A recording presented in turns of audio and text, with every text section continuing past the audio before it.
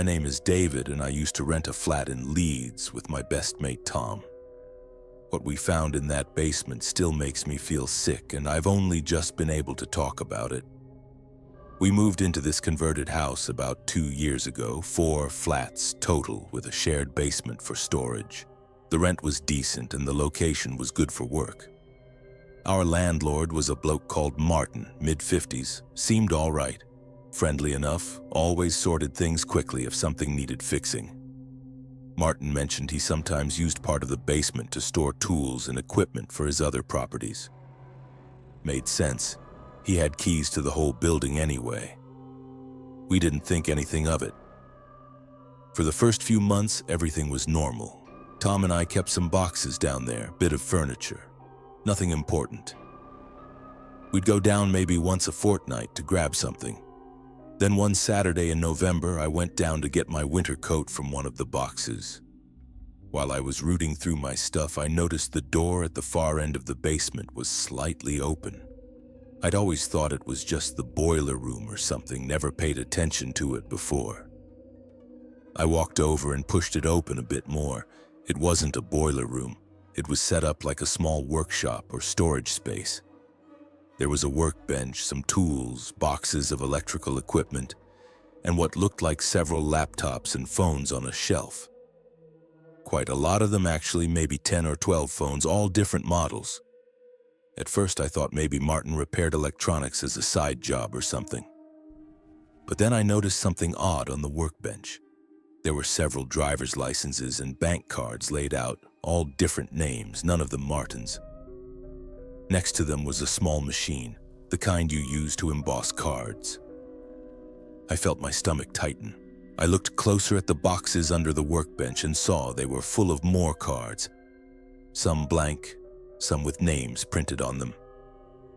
There were also packages, the kind you get from online deliveries, all addressed to different people at addresses I didn't recognize. I heard footsteps on the basement stairs and my heart jumped. I quickly stepped back from the room and pretended I was just heading back to my storage area. Martin came down carrying a cardboard box. "All right, David," he said, normal as anything. "Just dropping some bits off." I managed to say hello and told him I was grabbing my coat. He smiled and walked toward that back room. I didn't hang about. I grabbed my stuff and went straight upstairs. When I told Tom what I'd seen, he went quiet for a minute. Then he said we should have a proper look next time Martin wasn't around. We needed to be sure before we did anything. A few days later, we knew Martin would be away because he'd mentioned he was visiting family up north for the weekend. We went down to the basement with a torch and my phone to take photos. The back room was worse than I'd first thought. There were boxes full of stolen packages, some still sealed, others opened with the contents sorted into piles. Electronics mostly, phones, tablets, watches, headphones. There was a whole shelf of brand new Apple products still in their boxes. On the workbench, we found a notebook with addresses written in it. Pages and pages of addresses, all in Leeds, with notes next to them like couple both work 9 to 5, or single occupant works nights, or elderly home delivery Tuesdays. Our address was in there too, with notes about our routines. Tom found a bag full of driving licenses and bank cards, maybe 30 or 40 of them, all different people. There was also a card reader and a laptop with files on it. Tom opened one of the files and it was full of card numbers, sort codes, PIN codes. We took photos of everything and got out of there. We went straight to the police station and showed them what we'd found. The police executed a warrant the next day. Turns out Martin had been running a proper operation. He'd been intercepting packages delivered to his rental properties for months, taking anything valuable before tenants even knew they were supposed to receive something. He'd also been installing card skimmers at local shops and petrol stations, collecting card details and making clones. The fake IDs were for opening bank accounts and credit cards in other people's names. The police found evidence he'd defrauded dozens of people, stealing thousands of pounds. He'd been using the basement as his base for the whole operation because none of his tenants ever went into that back room. What made it worse was finding out he'd been stealing our post too. We'd both had packages go missing over the months, things we'd ordered online that never arrived.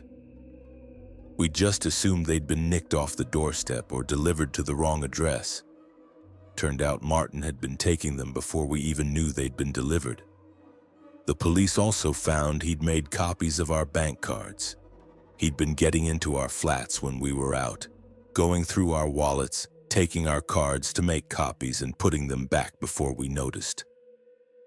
Tom checked his bank statements and found several transactions he hadn't made.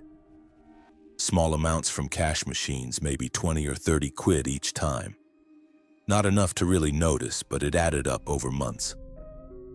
Martin was arrested and charged with fraud, theft, burglary, and identity theft.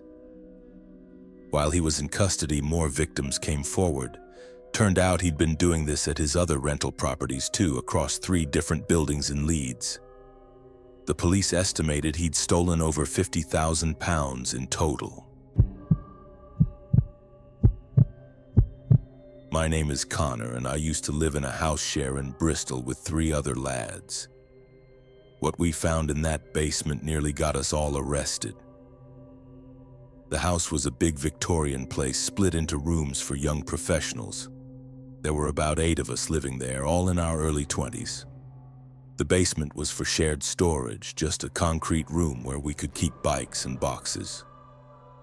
One of my housemates was a lad called Ryan. Sound guy, worked in IT, kept to himself mostly. He'd been there about 6 months before I moved in. A few months after I arrived, I started noticing Ryan was around at weird hours. He'd told us he worked 9 to 5, but I'd see him leaving at 2 in the morning or coming back at dawn. When I asked about it, he said he'd switched to freelance night work. Then in March, I went down to get my bike from the basement and noticed Ryan's storage area had loads more stuff than before. Boxes with shipping labels, equipment covered with a tarp, way more than when I'd first moved in. Weird things started happening after that. Delivery drivers would knock at odd hours looking for Ryan. Vans would park outside late at night.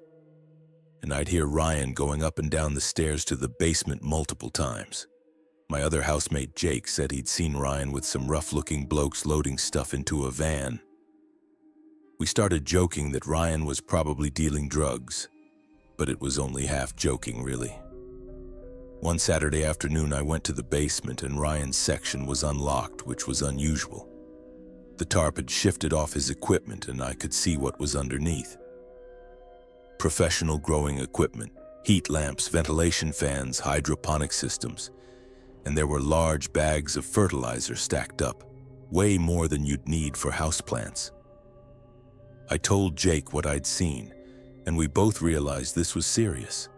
If Ryan was running a cannabis operation and using our basement, we could all be implicated if the police got involved. We started paying closer attention. Ryan definitely had something going on. People coming and going at all hours, always straight to the basement. Sometimes we'd smell this earthy chemical smell coming up through the floorboards. Jake wanted to confront Ryan, but I was worried that if he was involved in something serious, confronting him might make things worse. Then one night in April, around 3 in the morning, I woke up to shouting outside. I looked out and saw 2 police vans parked in front of the house and officers hammering on the door. The police had a warrant to search the property. They made us all stay in the living room while they searched. They went straight to the basement, broke the padlock on Ryan's storage area, and started bringing stuff up. Box after box of growing equipment, industrial fans, lights, bags of chemicals, but that wasn't all. They also found several kilos of cannabis already packaged up, and thousands of pounds in cash stuffed into a holdall. Turns out Ryan had been renting a separate property across town with a massive cannabis farm. He'd been using our basement to store equipment and product. The police had been watching the other property for weeks and raided it that evening.